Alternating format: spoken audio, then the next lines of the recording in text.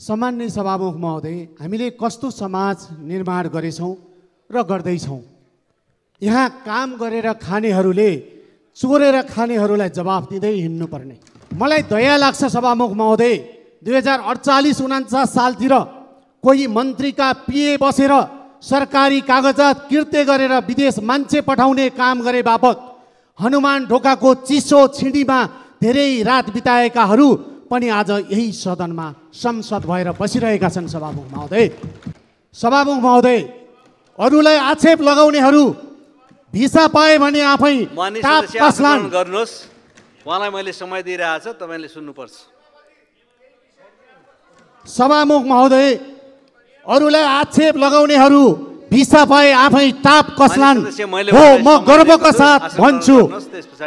हो, म गर्वका साथ भन्छु सभामुख महोदय, सुमिरे टुर्स एन्ड ट्राभल्स मेरो कम्पनी हो। सभामुख महोदय,